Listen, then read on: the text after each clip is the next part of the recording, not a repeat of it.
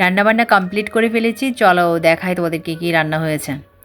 আসলে এখন দুপুরবেলা, আর দুপুর থেকে আমি আমার ব্লগটা আজকে শুরু করেছি।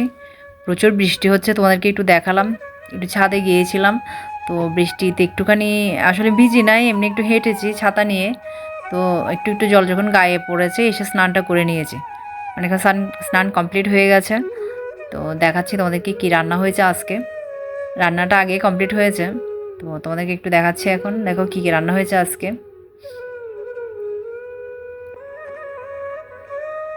আসলে অ্যাটো ধরলে হাত ধোয়ার একটা অভ্যাস আছে, যতবার অ্যাটো ধরি ততবার একটু হাত ধুতে হয়। তো এটা একটা সমস্যা, বারবার করে হাত ধুতে হয়। আচ্ছা দেখো এখন কি রান্না করেছে আজকে।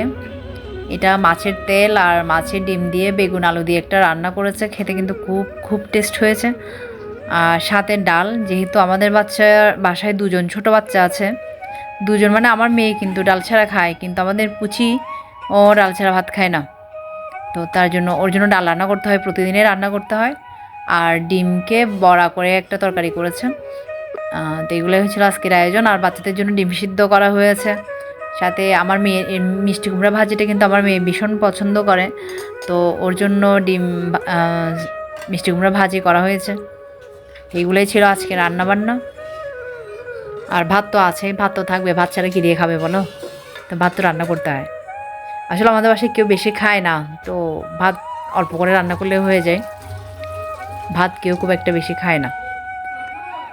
যে দ্রব্যমূল্যের ঊর্ধ্বগতি, এখন যদি যারা বেশি ভাত খায় আর কি, তাদের সমস্যা। কারণ চালের প্রচুর দাম, শুধু চালেই বা কেন বলছি, সব কিছুরই কিন্তু প্রচুর দাম। এদিকে দেখো, দই বসিয়েছিলাম কালকে, দইটা খুব সুন্দর বসে গেছে। তো টেবিলটা একটু পরিষ্কার করতে এসেছিলাম। আসলে আমার সব কাজ কিন্তু কমপ্লিট হয়নি, আমি এর আগে স্নান করে নিয়েছি আজকে। কারণ তোমাদেরকে তো বললাম আমি একটু ছাদে গিয়েছিলাম, ভিজে যাওয়াতে তাড়াতাড়ি স্নানটা করে নিতে হলো। এদিকে দেখো এগুলো মা এই আমড়াগুলো ছুলে রেখেছে। মা আমড়াগুলো ছিলে রেখেছে, এখন খাবে আর কি, কেউ এখনও খায়নি। তো এখন এসে মার বিছনাটা একটু গুছিয়ে দিলাম। আমার ঘর আগে গুছানো হয়ে গিয়েছিল, এখন এসে মার বিছনাটা একটু গুছালাম। তো জিনিসপত্রগুলো একটু পরিষ্কার করে মুছে দিলাম। মানে কাজ টুকটুক করে এগিয়ে নিচ্ছি। আসলে বৃষ্টি পড়লে না কাজ করতে একদম ভালো লাগে না, ভিজা থাকে, আমার একদম ভালো লাগে না, তারপরেও তো করতে হয়। মানে 2-3 দিন ধরে প্রতিদিনই বৃষ্টি পড়ছে, কোনো দিন কম কোনো দিন বেশি। আজকে সকাল থেকে অনেক বৃষ্টি হচ্ছে, তারপরে তো ঘরে কাজ করতে হবে। আর কম্পিউটার টেবিলে দেখো কম্পিউটার পাশাপাশি কী আছে, সবগুলো ওষুধ। এগুলো আমার মেয়ের ওষুধ, বিভিন্ন সময় প্রয়োজন হয় বিদায় আমি এনে স্টক রাখি। কারণ কখন কোন ওষুধটা লাগে। অনেক রাতেও মনে করো ওর পেটে ব্যথা উঠে যায়, মাথা ব্যথা উঠে যায়। মাথা ব্যথা তেমন ওঠে না, গলা ব্যথা হয় বেশি। তো এই জন্য আমাকে কিছু কিছু ঔষধ সবসময় স্টক রাখতে হয়।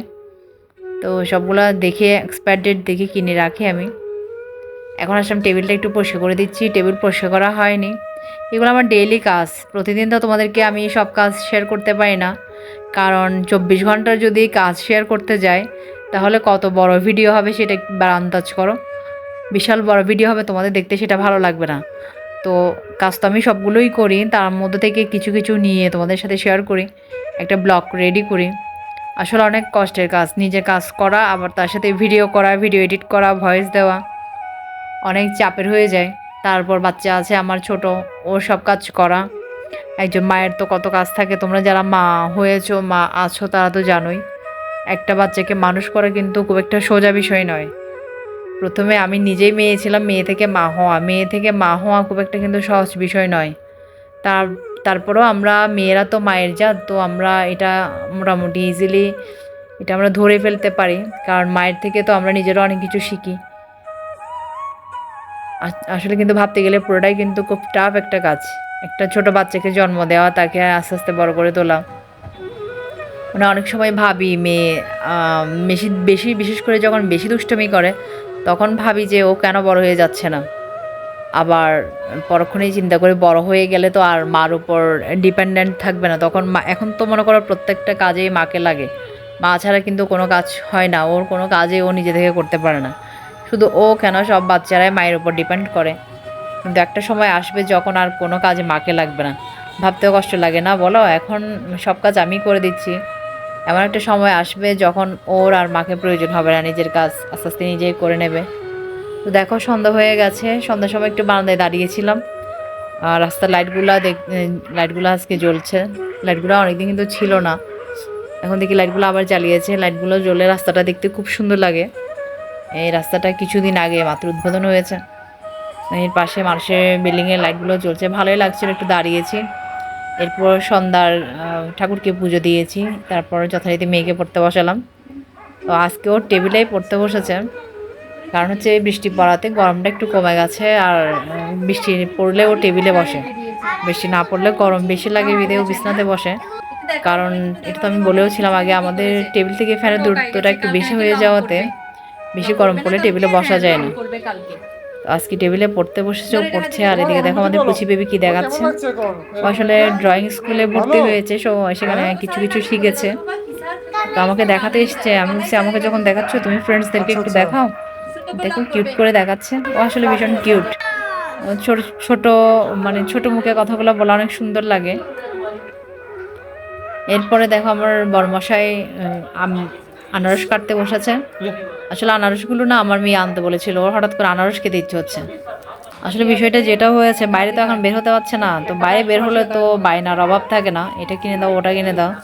এখন অনেক দিন ধরে আমরা গৃহবন্দী, তো বাইরে বের হওয়া যাচ্ছে না। আমি তো একদম বের হয়েই না, শুধু মেয়েকে নাচ স্কুলে নিয়ে যাওয়া ছাড়া আমি কিন্তু আর ঘর থেকে বের হই না।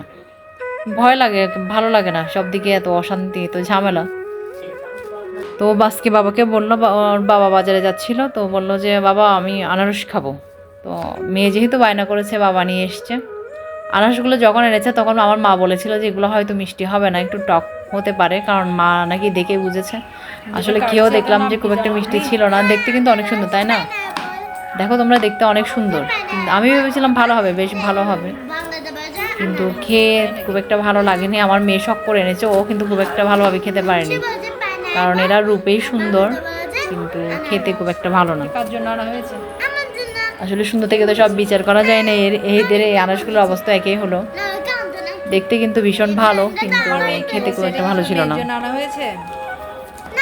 তো আনারস কেটে পিস করে সবাইকে দিয়েছে, সবাই খেয়েছে, টাকা দিয়ে কিনে এনেছে, আর ফেলে তো আর দেওয়া যায় না, কারণ জিনিসের যে পরিমাণ দাম, আমাদের লেভেলে যারা আছে ওদের কিন্তু জীবনযাপন করতে খুবই কষ্ট হচ্ছে। এত দাম দিয়ে জিনিস কেনা খুব একটা পসিবল হয় না, অনেক ঘর ভাড়া দিতে হয়, সব কিছু তো টাকা ছাড়া এখানে শহর এক সেকেন্ডের জন্য থাকা যায় না। মানে পানিটাও তো টাকা দিয়েই কেনা, তাই না? পানিটাও টাকা দিয়ে কিনেই নিতে হয়, তো প্রচুর খরচ। সেখানে জিনিস কিনে ফেলে দেওয়ার মতো অবস্থা এখন নাই। তারপর আমাদের দেশের তো যা অবস্থা, কি জানি কি আমাদের ভাগ্যে আছে, ফিউচারে কী হতে চলেছে। কতদিন হয়ে গেল বাচ্চা স্কুল যেতে পারে না, 1 মাসেরও বেশি সময় হয়ে গেছে যে আমার মেয়ে স্কুল যাচ্ছে না। এখন খুলেছে 2-3 দিন হয়েছে, কিন্তু ভয়ে তো কেউ বাচ্চাদেরকে আর স্কুলে নিচ্ছে না। এরপর আমরা আনারস খাচ্ছিলাম, তখনই দেখি ঢোলের আওয়াজ শোনা যাচ্ছে।